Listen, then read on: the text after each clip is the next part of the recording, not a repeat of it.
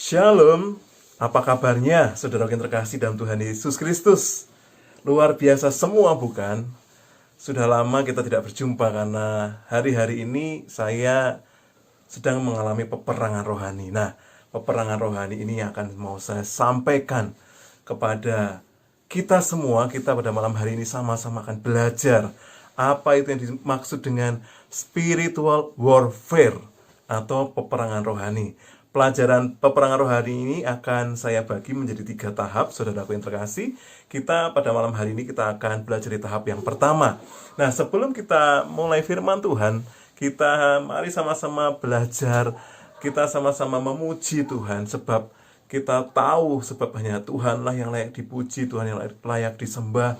Biarlah Tuhan sendiri memberikan hikmat kepada kita yang membuka pengertian supaya kita bisa mengenal Tuhan dengan benar, mengenal kehendak Tuhan dengan benar, dan mengerti apa yang dimaksud dengan peperangan rohani.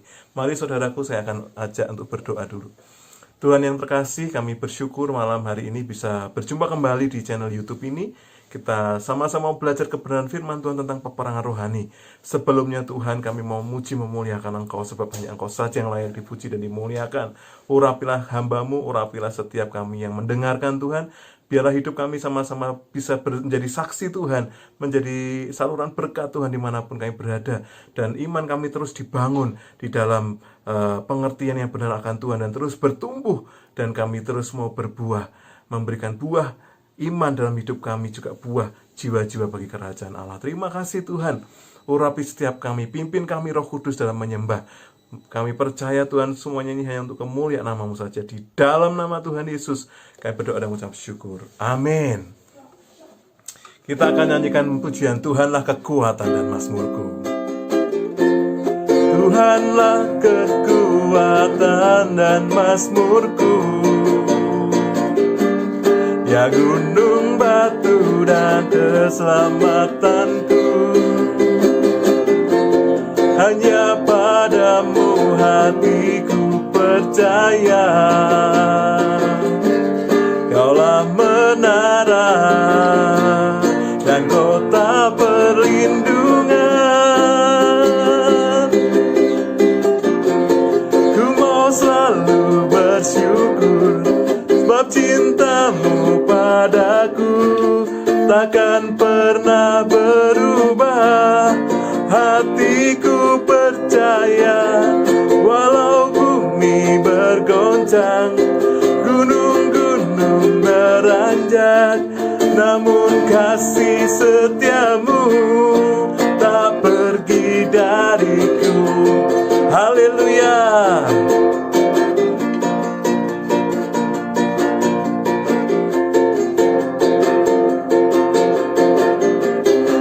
Mari kita nyanyikan Tuhanlah, Tuhanlah kekuatan dan mazmurku, ya gunung batu dan keselamatanku. Hanya padamu hatiku percaya, Kaulah menara dan kota perlindungan.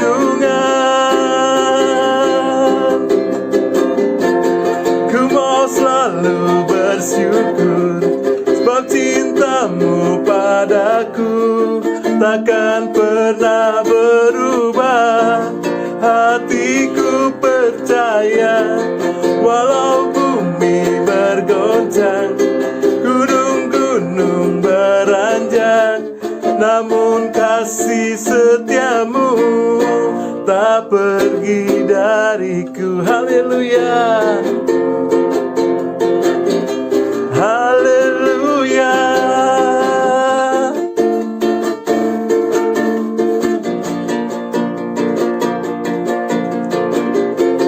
Ku mau selalu bersyukur, sebab cinta-Mu padaku takkan pernah berubah.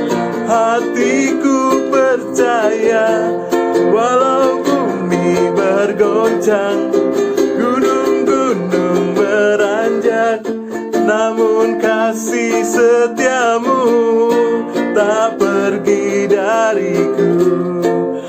kasih setiamu tak pergi dariku, kasih setiamu tak pergi dariku. Haleluya. Urala basikara la basikiri.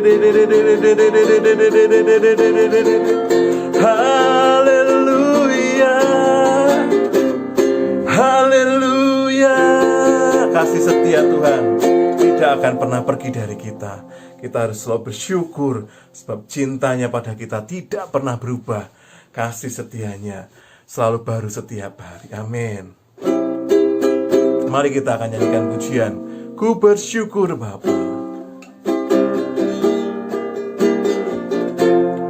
Banyak yang Kau perbuat di dalam hidupku, rancangan indahmu terjadi di hidupku. Bapa yang mengerti segala yang ku perlu, kasih-Mu sempurna nyata dalam hidupku. Oh, ku bersyukur Bapa, ku bersyukur Tuhan, buat kasih setiamu di dalam hidupku. Bersyukur, haleluya. Ku bersyukur Bapa, ku bersyukur Tuhan, buat kasih setiamu di dalam hidupku. Ku bersyukur Tuhan,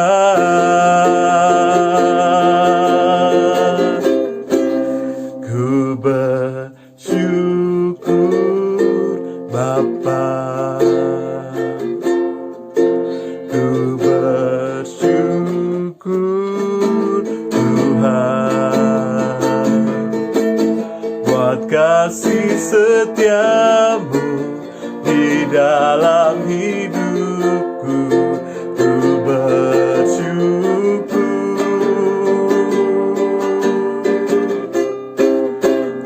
bersyukur Bapa,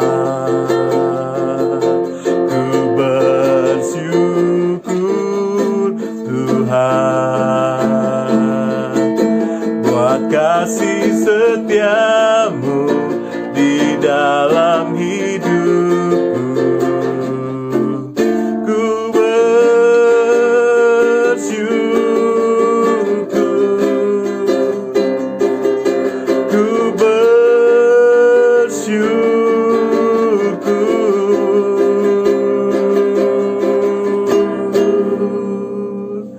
Tuhan. Haleluya.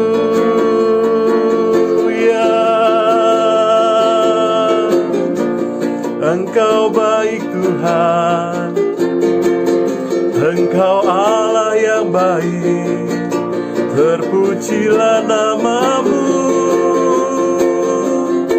Bertahtalah atas setiap kami Tuhan. Nyatakanlah firman-Mu, sampaikan pesan-Mu untuk para pendengar, para pemirsa Tuhan. Biar nama Tuhan saja yang dipermuliakan, nama-Mu yang ditinggikan, nama-Mu yang diagungkan.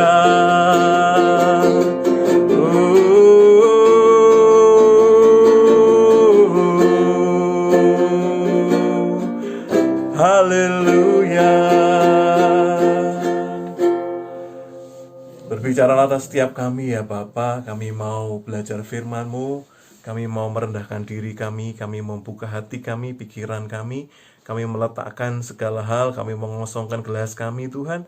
Tuhan Roh Kudus, Engkau yang mengurapi kami, memenuhi kami dengan urapan-Mu, dengan pengertian-Mu, hikmat-Mu Tuhan, supaya kami bisa tahu apa yang Tuhan kehendaki, apa yang Tuhan maksud dengan peperangan rohani. Berbicaralah Tuhan, dan kami percaya Tuhan, Engkau yang memperlengkapi kami, Engkau yang memampukan kami untuk menjadi pelaku-pelaku firman-Mu. Terpujilah nama-Mu ya Tuhan.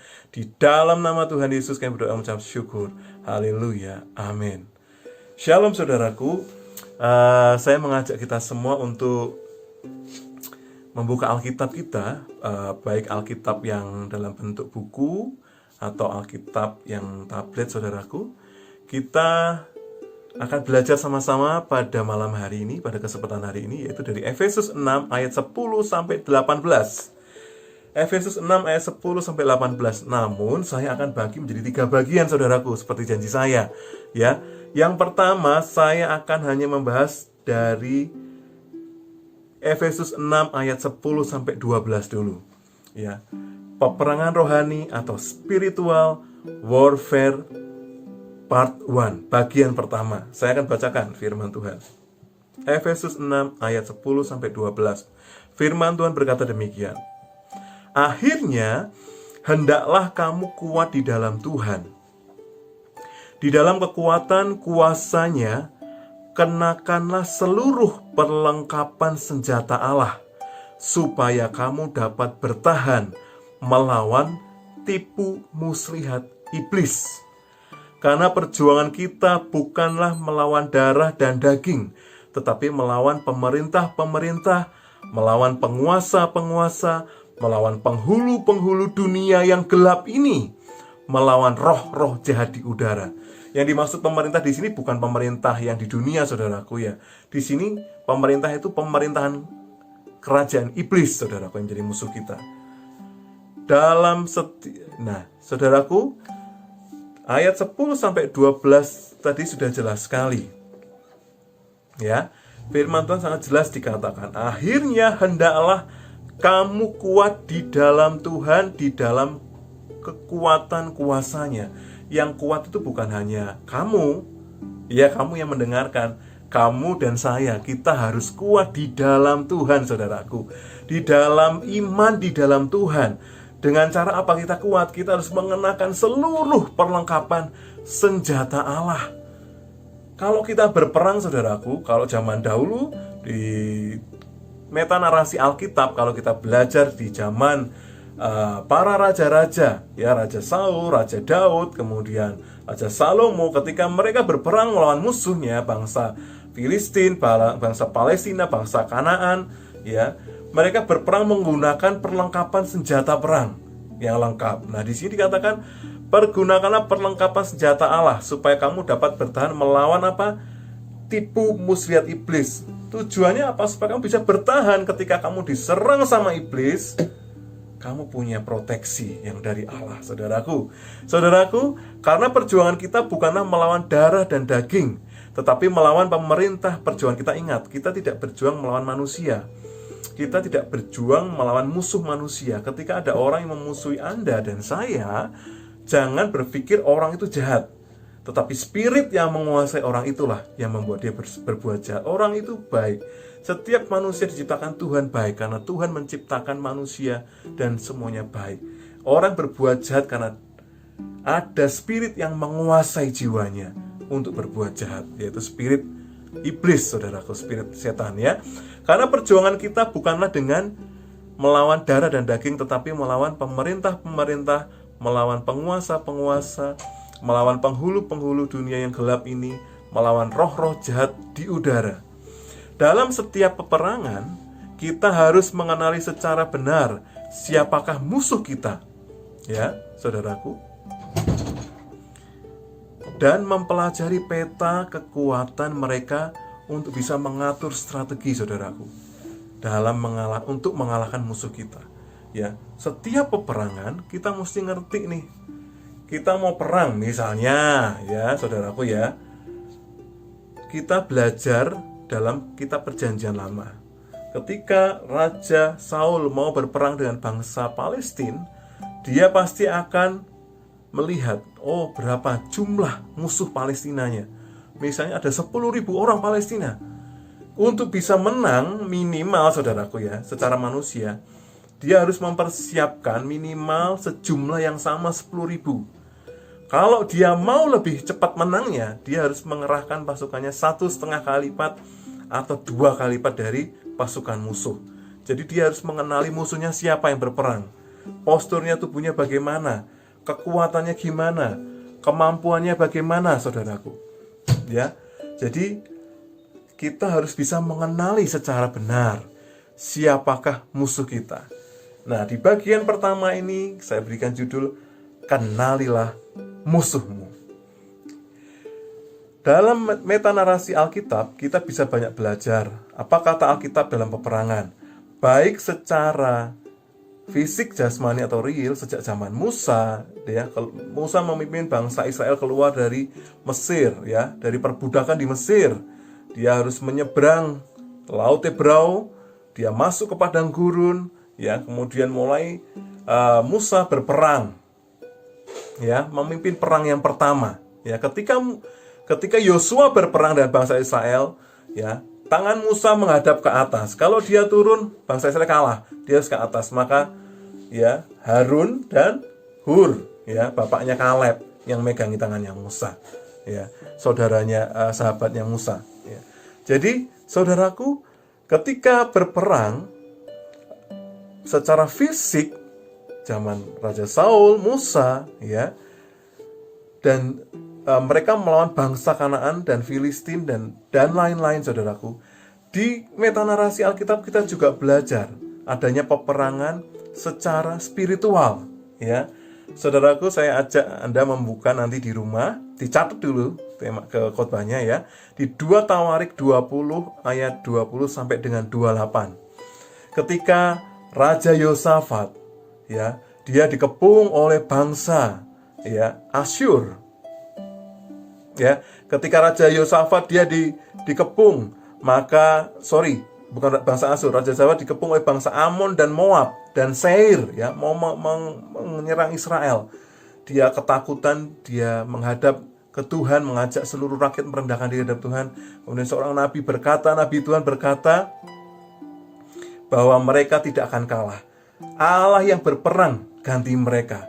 Bagian mereka apa? Mereka hanya berdoa, memuji, memuliakan nama Allah, meninggikan nama Allah. Dan luar biasa, saudaraku, ketika mereka melakukan apa yang dikatakan nabi tersebut, mereka memuji, memuliakan nama Allah dengan sukacita, sorak-sorai. Bangsa Amon dan Moab mengalahkan bangsa Seir. Setelah mereka mengalahkan, mereka berperang membunuh sendiri antara bangsa Amon dan Moab. Mereka saling membunuh sendiri, saudaraku. Saudaraku, itulah yang dinamakan peperangan rohani. Ya, bagian Yosafat dan bangsa Israel hanya memuji Tuhan dan berdoa, dan Allah yang berperang ganti mereka. Ada juga kisah yang kedua, saudaraku. Saudaraku bisa baca kisah yang kedua ini di dalam kitab Yesaya. Yesaya 37 ayat 36, ya.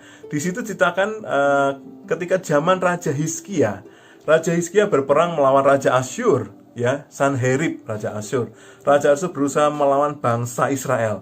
Maka Raja Hizkia ketakutan. Ketika dia membentangkan surat Raja Asyur, dia berdoa, hamba Tuhan berkata, engkau tidak akan dikalahkan oleh Asyur. Tuhan akan membela engkau. Ya, bagian dia adalah berdoa dan meminta pertolongan Tuhan.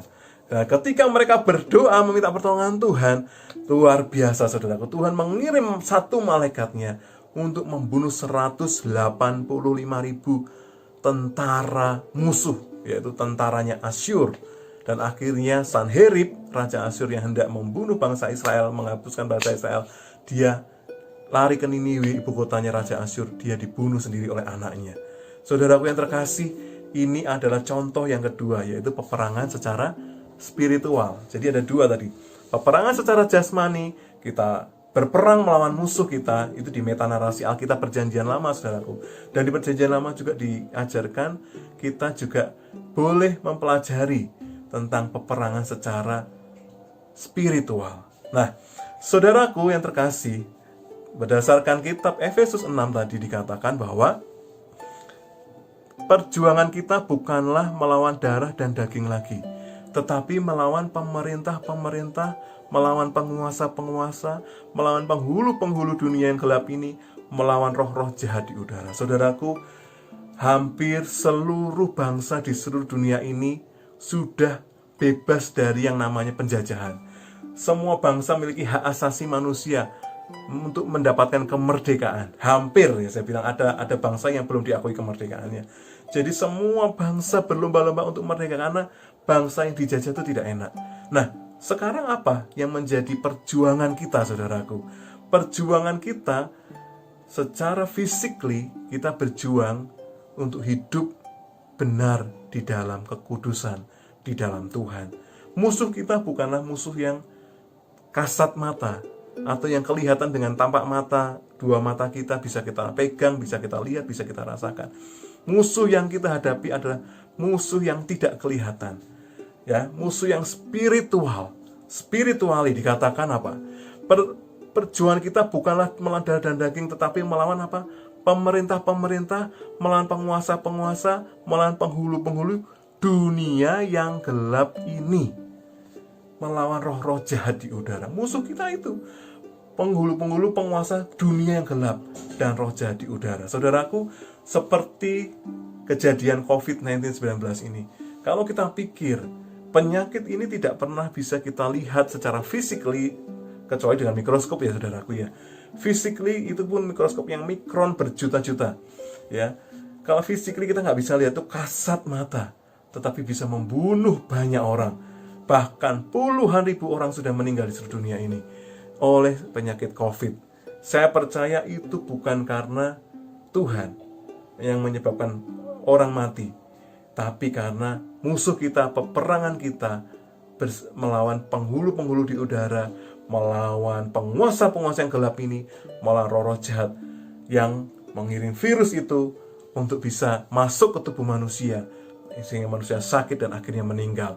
Saudaraku terkasih, kita akan belajar di alam spiritual ada dua kerajaan yang berkuasa, ya. Ingat saudaraku, di alam spiritual ada dua kerajaan yang berkuasa. Yang pertama adalah kerajaan Allah. Ingat, yang pertama adalah kerajaannya Allah. Kerajaan Allah di mana, saudaraku? Ya, di surga. Firman Tuhan dikatakan di dalam Kisah Para Rasul 7 ayat 49 sampai dengan 50 dikatakan, "Langit adalah tahtaku dan bumi adalah tumpuan kakiku." Ya, Rasul Paulus menyampaikan bahwa langit saudaraku, di Kisah Para Rasul, bukan Rasul Paulus, Kisah Para Rasul 7 ayat 49 sampai 50 dikatakan, "Langit adalah tahtaku, bumi adalah tumpuan kakiku." Dan Yesaya itu menulis di Yesaya 6 ayat 1 sampai 2, langit adalah tahtanya Tuhan dan bumi tumpuan kaki. Jadi Kisah Para Rasul ini mengulang kitab Yesaya, ya, pengulang, ada koheren, ada pengulang kembali, penegasan kembali dalam kitab Yesaya. Kemudian saudaraku, dikatakan di dalam doa Bapa kami di Matius 6 ayat 9 sampai 10 dikatakan, "Bapa kami yang di surga, dikuduskanlah namamu, datanglah kerajaanmu." Jadi kerajaan Bapa, Allah Bapa itu di surga, saudaraku. Kerajaan Allah Bapa di mana? Di surga, saudaraku. Nah, Wahyu 4 juga kita bisa belajar. Nanti saudaraku catat aja ayatnya, nanti bisa dibuka kembali di rumah, ya, dipelajari lebih dalam lagi. Wahyu 4 pasal ayat pertama sampai selesai. Di situ sangat jelas menggambarkan tentang tahta kerajaan Allah di surga. Di surga Allah bertahta dan di surga Allah disembah oleh semua makhluk surgawi, baik para malaikat dan semua orang kudusnya, menyembah memuliakan nama Tuhan. Itu kerajaan secara spiritual, saudaraku, di mana ada dua. Yang pertama ada kerajaan Allah di surga, ya saudaraku. Kemudian kita masuk kerajaan spiritual yang kedua. Kerajaan spiritual yang kedua adalah kerajaan iblis. Nah, Kalau kerajaan Allah di surga, kerajaan iblis di mana? Apakah ada langit yang lain tempat bertahtanya iblis? No, saudaraku. Kita ini sedang berada di dalam kerajaan iblis. Jadi kerajaan iblis adalah di bumi ini, saudaraku.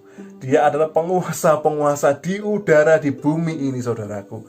Saudaraku yang terkasih, di dalam metanarasi Alkitab, kejatuhan iblis dari surga digambarkan di dalam kitab Yesaya 14 ayat 12 sampai 14, ya. Di situ kisah tentang Raja Babel yang hendak menyamai yang maha tinggi. Iblis pingin seperti Allah. Lucifer pingin disembah seperti Allah. Lucifer adalah salah satu pemimpin malaikat di surga. Itu ada Lucifer, ada Gabriel, ada Gabriel membawa berita, ada Mikael panglimanya Allah. Ya, ada Lucifer. Lucifer dulunya adalah malaikat bintang fajar, malaikat yang sangat dikasihi Allah karena dia yang memimpin penyembahan yang ada di surga, saudaraku. Malaikat-malaikat di surga. Lucifer, dia sombong, dia ingin menyamai Allah, dia ingin disembah oleh Allah, saudaraku. Kemudian di kitab Yehezkiel 28 ayat 12 sampai 18, ya, ini menggambarkan tentang Raja Tirus, tapi ini menggambarkan iblis, saudaraku. Ketika iblis itu tinggi hati, dia ada di Taman Eden, dia Allah dan berkata, aku adalah Allah. Dia ingin disembah sebagai Allah. Iblis itu dilempar oleh Tuhan kemana? Ke bumi. Nah, makanya saudaraku jangan heran kalau di bumi ini iblis sering menggoda manusia, karena manusia yang mengusik kerajaan iblis. Sebenarnya bumi ini adalah tempatnya kerajaannya iblis. Tempat kita bukan di bumi ini, tempat kita bersama Allah di Taman Eden, yaitu ketika Adam, manusia pertama Adam dan Hawa diciptakan. Kalau mereka tidak jatuh ke dalam dosa, hidup mereka ada di Taman Eden, taman yang sudah penuh penyediaan Allah, lengkap fasilitasnya, taman yang sejuk, penuh dengan makanan, tinggal menikmati. Tetapi karena kesalahan manusia, ketidaktaatan manusia, manusia dibuang sama dilemparkan ke bumi, saudaraku. Dibuang ke bumi, bukan dilemparkan. Diusir dari Taman Eden, masuklah ke hidup tinggal di bumi, saudaraku. Taman Eden memang ada di bumi waktu itu. Ya, ada sungai Pihon, Sihon, Gihon, Tigris di bumi. Namun Taman Eden ditutupi, dijagai oleh malaikat kerub ketika manusia dibuang dari Taman Eden. Saudaraku yang terkasih, firman Tuhan dikatakan, dalam hubungan dengan kejatuhan iblis, bagian-bagian Alkitab ini menjelaskan mengapa iblis jatuh, namun tidak secara khusus menyantumkan kapan kejatuhan itu terjadi. Ya, di Yesaya 14, 12 sampai 14 dan Yehezkiel 28, 12 sampai 18. Memang tidak jelas secara waktunya kapan, namun kita percaya bahwa iblis dilemparkan ke bumi sebelum manusia diciptakan, saudaraku. Di Ayub 38 ayat 4 sampai 7 sangat jelas, ya. Sebelum malaikat yang lain, manusia diciptakan, iblis sudah ada dan sudah dibuang ke bumi. Iblis sudah jatuh sebelum mencobai Adam dan Hawa di Taman Eden. Kejadian 3 ayat 1 sampai 14. Karena itu kejatuhan iblis pasti terjadi di periode waktu antara malaikat diciptakan dan sebelum dia mencobai Adam dan Hawa di Taman Eden. Iblis memiliki kuasa di bumi dan pemerintahan di bumi. Ya, tadi dikatakan peperangan kita bukan melawan darah dan daging, tetapi dengan apa? Melawan para pemerintah-pemerintah, penguasa-penguasa, penghulu-penghulu di udara, ya, roh-roh jahat, roh-roh setan. Jadi dia punya pemerintahan yang terstruktur. Ada rajanya, yaitu Lucifer. Dia mungkin punya pate, dia punya menteri, perdana menteri, dia punya gubernur, dia punya camat, lurah, RW, bupati di seluruh dunia.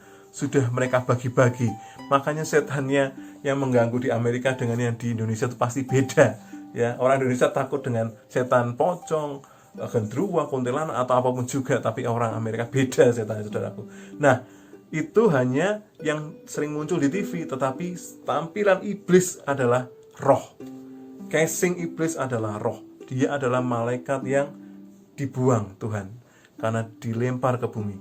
Dan iblis dibuang, ketika dibuang ke bumi, dia mengajak sepertiga malaikat di surga untuk ikut dia jatuh ke bumi, yang menjadi fansnya Lucifer atau pendukungnya Lucifer. Dia ikut dibuang Tuhan ke bumi.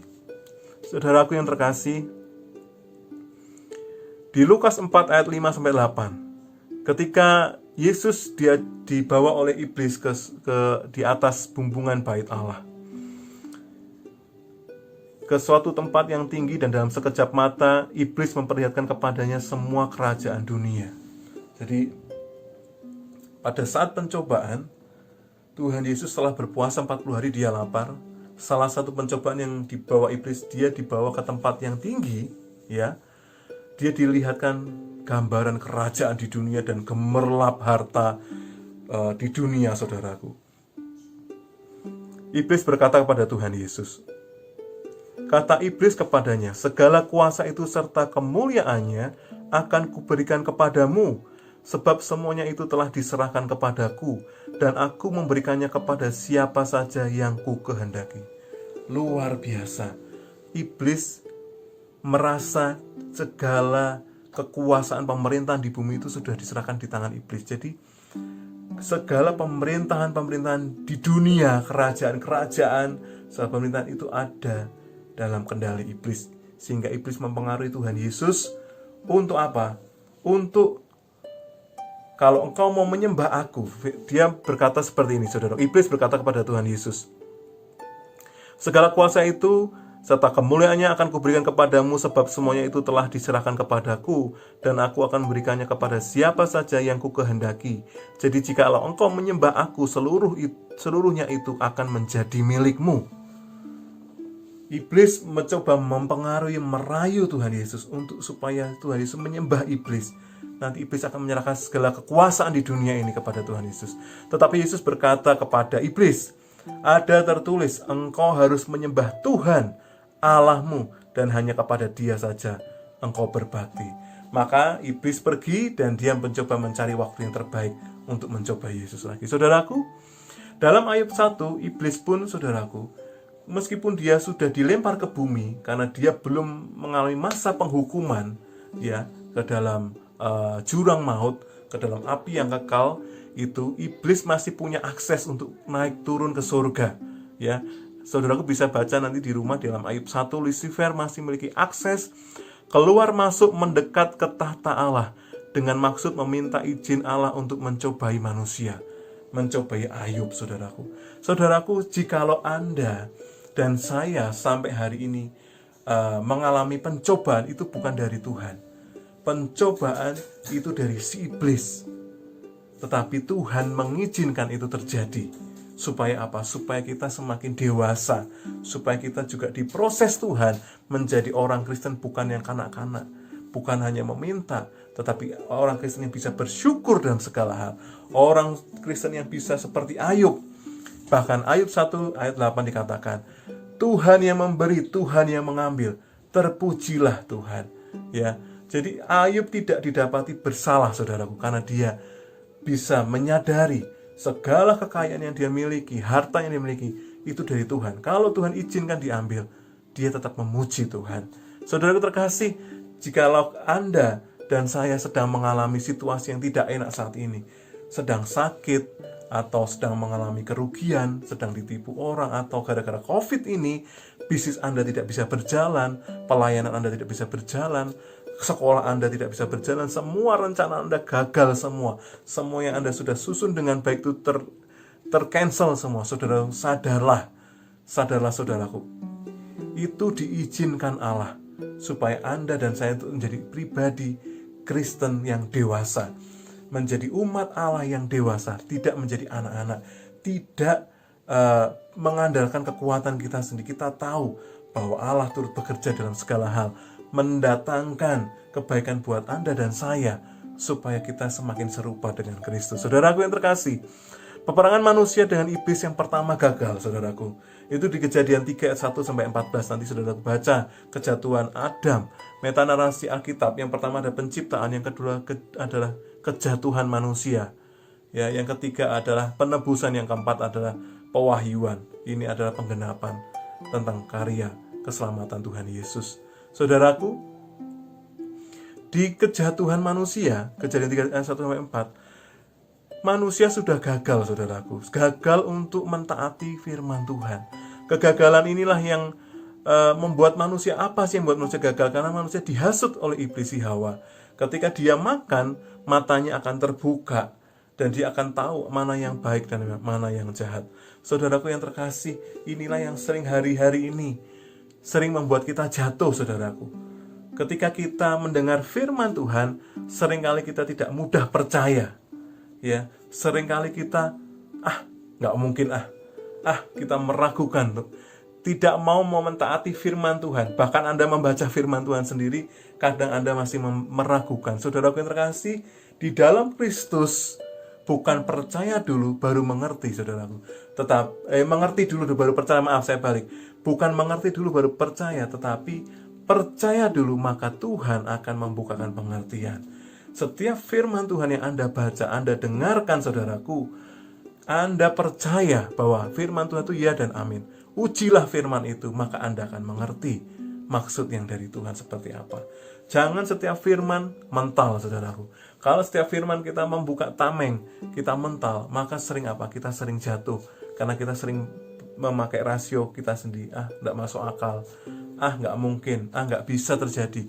Itu sudah membuat kita tidak punya iman.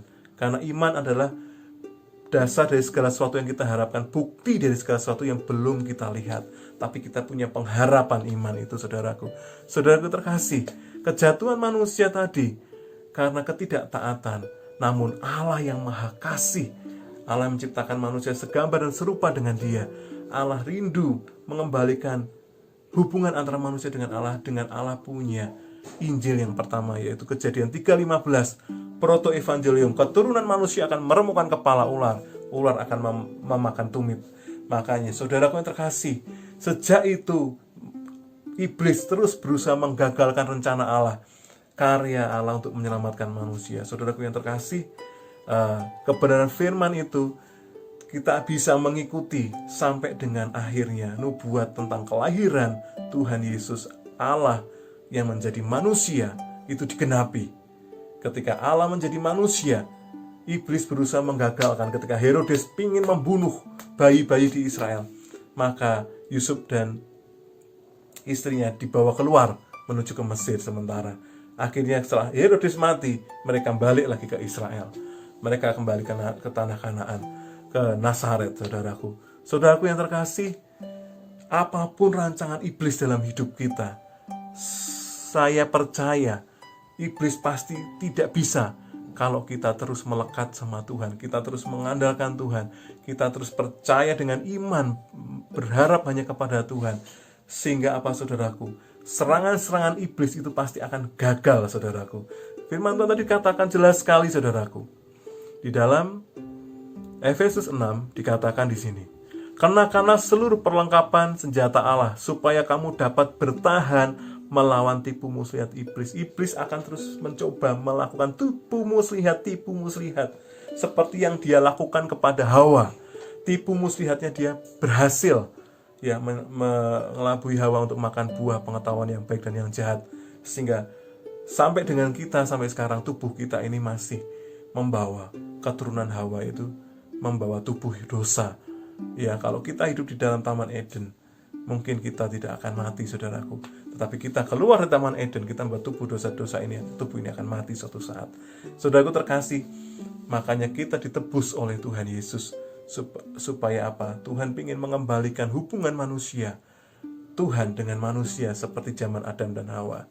Ya, ketika kita percaya Yesus sebagai Tuhan dan Juru Selamat, Dia Allah yang telah menjadi manusia, Dia yang mati di kayu salib, Dia mati dan bangkit pada hari yang ketiga, naik kembali ke surga karena Dia berasal dari surga. Dan kita percaya dengan iman dalam hati dan kita mengaku dengan mulut kita, maka kita diselamatkan. Saudaraku terkasih, inilah pembahasan di bab pertama. Kenalilah musuhmu. Musuhmu bukan manusia, musuhmu bukan saudaramu, musuhmu bukan orang tuamu, musuhmu bukan sahabatmu, musuhmu bukan tetanggamu, musuhmu bukan orang-orang yang menyakiti kamu, tetapi musuhmu adalah iblis yang mencoba memberikan tipu muslihat yang mencoba menarik engkau masuk ke neraka bersama dengan dia. Saudaraku terkasih, tetap mengandalkan Tuhan. Kita gunakan kuat di dalam Tuhan dalam kekuatan kuasanya. Kenakanlah seluruh perlengkapan senjata Allah. Kita akan masuk di bagian yang kedua esok hari di jam dan waktu yang sama. Terus ikuti channel ini, channel iman timbul dari pendengaran akan kebenaran firman Kristus. Segala hormat, pujian, syukur, kemuliaan bagi Tuhan. Terpujilah nama Tuhan dalam nama Yesus. Haleluya. Mari kita berdoa. Terima kasih Tuhan buat firman-Mu pada malam hari ini. Kami sadar Tuhan bahwa musuh kami saat ini bukanlah darah dan daging lagi Tuhan. Kami harus bisa mengenali musuh kami Tuhan, supaya kami bisa berjaga-jaga, bisa menang Tuhan dalam setiap peperangan Tuhan. Peperangan kami adalah peperangan rohani. Kami percaya Tuhan, Roh-Mu yang ada dalam diri kami lebih besar daripada roh dunia ini. Roh-Mu yang memberikan perlengkapan dalam diri kami, melindungi kami supaya kami tidak mudah jatuh dalam tipu muslihat iblis. Terima kasih Tuhan Yesus. Kami serahkan hidup kami, masa depan kami ke dalam tangan kuasa-Mu. Pimpin kami juga untuk masuk ke tahap pembahasan yang kedua esok hari, supaya kami lebih dalam mengerti Tuhan. Setelah kami mengenali musuh kami, maka apa yang harus kami lakukan? Tuhan, tolong kami Tuhan, supaya kami lebih dalam lagi mengerti dan mengenali firman-Mu. Segala puji syukur kemuliaan bagi Engkau. Diberkatilah para pendengar, para pemirsa, diberkatilah keluarga kami semua. Hanya di dalam nama Tuhan Yesus kami berdoa dan mengucap syukur. Haleluya. Amin. Tuhan Yesus memberkati.